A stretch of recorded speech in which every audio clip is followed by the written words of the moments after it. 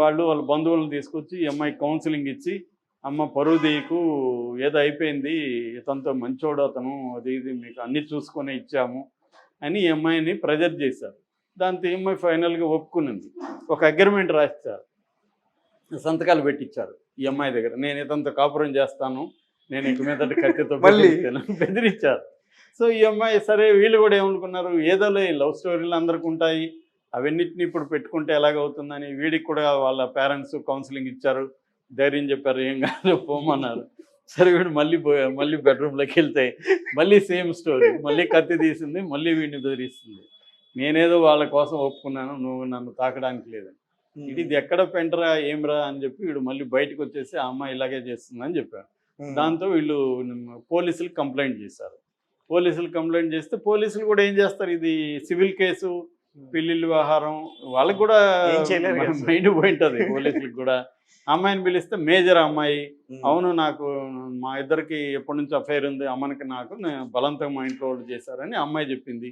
దాంతో వీళ్ళు పేరెంట్స్ని వీళ్ళు కూడా పిలిపించారు పోలీసులు. మరి అమ్మాయి ఎలా చెప్తుంది, మేజరు రేపు పొద్దున అది ఓపెన్ అయితే మాకు కూడా ఇబ్బంది, మరి ఏం చేస్తారు, ఎఫ్ఐఆర్ చేయమంటారా అంటే తల్లిదండ్రులు, ఈ అమ్మాయి తల్లిదండ్రుల మీద ఎఫ్ఐఆర్ చేయొచ్చు కావాలంటే, ఎందుకంటే మోసం చేసి మాకు చెప్పకుండా పెళ్లి చేశారని అబ్బాయి తల్లిదండ్రులు పెట్టచ్చు కావాలంటే. కానీ అబ్బాయి తల్లిదండ్రులు కూడా అర్థం చేసుకున్నారు, అమ్మాయి తల్లిదండ్రులు కూడా పాపం వాళ్ళు తప్పు లేదు, వాళ్ళేదో ఇది లవ్ అనుకున్నారు, అయిపోయిందిలే ఈ అమ్మాయికి ఇప్పుడు మంచిగా పెళ్లి చేద్దామని వాళ్ళు అనుకున్నారు. ఆ అమ్మనికి ఇవ్వడం వాళ్ళకి ఇష్టం లేదు, వాడికి అంత బ్యాక్గ్రౌండ్ లేదు, వాడికి ఇది లేదు, పోషించేది లేదు. సో అందుకని పెళ్ళికొడుకు తల్లిదండ్రులు కూడా అర్థం చేసుకొని ఎఫ్ఐఆర్ వద్దులేండి సార్ అని వచ్చేసారు. దాంతో ఈ అమ్మాయి తల్లిదండ్రులు ఇంకా మళ్ళీ సివిల్ అగ్రిమెంట్ రాసుకొని కోర్టు ద్వారా విడాకులకు అప్లై చేసి వాళ్ళు అమ్మాయిని ఏడుస్తూ తీసుకొచ్చేసారు. ఇప్పుడు ఆ అమ్మాయి వాళ్ళ నాన్న కూడా మీడియాతో మాట్లాడాడు. ఆయన కూడా ఏమంటున్నాడు, ఇది మా కర్మ, మాకు ఇప్పుడు అవమానాలు మిగిలాయి, కనబడినవడంతా అడుగుతా ఉన్నాడు, పోలీసులు ఒక పక్క స్టేట్మెంట్లు ఇవ్వండి అని వాళ్ళు వచ్చి గొడవ చేస్తున్నారు, మా బతుకు ఇలాగ అయిపోయింది అని వాళ్ళు చెప్తున్నారు. అబ్బాయి తల్లిదండ్రులు మేమేం నేరం చేసాము, ఇంత ఖర్చు పెట్టి పెళ్లి చేసాము, గ్రాండ్గా అమ్మాయికి నగలు పెట్టాము, ఇంత చేసాము, ఏదో మనోడు సెటిల్ అవుతున్నాడు కదా మేము అనుకున్నాము, ఇప్పుడు మా బంధువులంతా అగుడైంది, ఇంకెవడిస్తాడు పిల్లని, వీళ్ళు ఏమన్నా తప్పుందేమో అనుకుంటారు, ప్రచారం జనాలు రకరకాలుగా ప్రచారం చేస్తారు. సో ఈ కథట్లు చెప్తున్నారంట కానీ వీళ్ళలోనే మ్యాటర్ లేదంట అని ప్రచారం చేస్తున్నారు. సో ఇది ఎవరికి సో ఇది వాళ్ళ బాధ.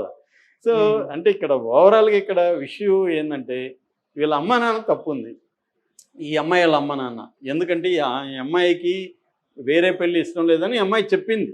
చెప్పినప్పుడు వాళ్ళు బలవంతంగా అమ్మాయిని రుద్ది కన్విన్స్ చేసి ఎమోషనల్ బ్లాక్మెయిల్ చేసి పెళ్లి చేశారు. అది రాంగ్.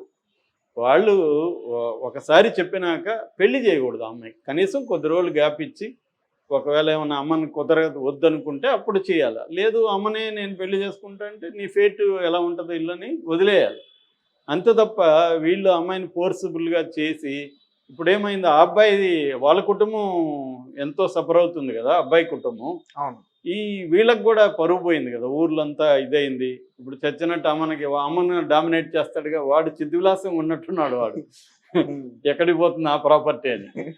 సో అలా ఇప్పుడు ఏమైందంటే ఈ అమ్మాయి వాళ్ళ తల్లిదండ్రులది తప్పు కనబడుతుంది. రెండోది, ఈ అమ్మాయి కూడా కత్తితో మొగుడిని బెదిరించగలిగిన ధైర్యం ఉన్నప్పుడు గట్టిగా చెప్పుండాలి నేను పెళ్లి చేసుకోనని. అప్పుడే ఈ అబ్బాయికి చెప్పుండాలి, అరే బాబు మా వాళ్ళు బలవంతం చేస్తున్నారు, నాకు అమ్మ నానేవాడు ఉన్నాడని పెళ్లికి ముందు ఈ అబ్బాయితో చెప్పునింది అనుకో, ఈ అబ్బాయి ఆపేసి ఉండేవాడు కదా. సో ఆ అమ్మాయి తప్పు ఉంది. కాకపోతే ఇక్కడ ఏంటంటే వీడిప్పుడు మంచిగా జరిగిందిలే అన్నట్టుగా ఉన్నాడు పెళ్లి కొడుకు. ఎందుకంటే నన్ను చంపలేదు కనీసం, వాళ్ళ సిస్టర్ అదే అంటుంది పూనం, ఫైనల్గా మా పోతే పోయింది, డబ్బులు పోతే పరువు పోతే పోయింది, ప్రాణాలు మా అన్న ప్రాణాలు అయితే ఉన్నాయి, ఎందుకంటే ఈ మధ్య చూస్తున్నాం కదా భయం వేస్తూ ఉంది అనేది వాళ్ళ సిస్టర్ అంటుంది. అది వాస్తవం కూడా. సో దీని నుంచి ఏంటంటే అమ్మాయిలకి మనం ఇవ్వాల్సిన పిలుపు ఏంటంటే, తల్లులారా మీకు ఇష్టం లేకుండా పెళ్ళిళ్ళు చేసుకొని వాళ్ళని చంపేయద్దండి. వాళ్ళకి వాళ్ళ మీద ఆధారపడిన వాళ్ళు, వాళ్ళ కుటుంబాలు ఉంటాయి జీవితాంతం. ఇప్పుడు ఏజ్లో 26 ఇయర్ ఏజ్లో ఒక బిడ్డను కోల్పోతే ఆ కుటుంబం జీవితాంతం వేదనలో ఉండిపోతారు కదా. ఎందుకంత ఇది కొట్లాడండి, మాకు లేదని చెప్పండి, ఇష్టం లేదని చెప్పండి, ఎందుకు పెళ్లి చేసుకొని ఇంత క్రూయల్గా చంపేస్తారు, చంపినాక మీ జీవితాలు కూడా జైళ్ళల్లో పోవాల్సిందే కదా.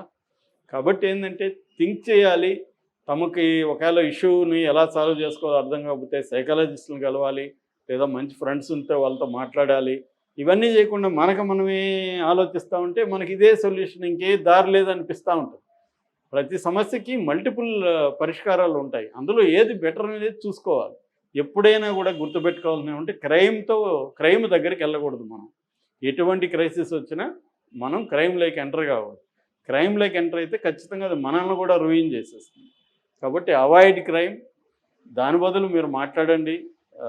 మీరు మీ వల్ల కాకపోతే పోలీస్ స్టేషన్‌లో పోయి చెప్పండి. లేదా ఒక జ సైకాలజిస్ట్ దగ్గర చెప్పండి గానీ, ఇట్లా ప్లాన్‌లేసుకొని మేమేదో పెద్ద క్రిమినల్స్, ఇంటర్నేషనల్ క్రిమినల్ స్థాయిలో మీరు ప్లాన్‌లేసుకుంటే 2 రోజులు పోలీసులు పట్టుకుంటారు. జైల్లో పోయి మగ్గాలి.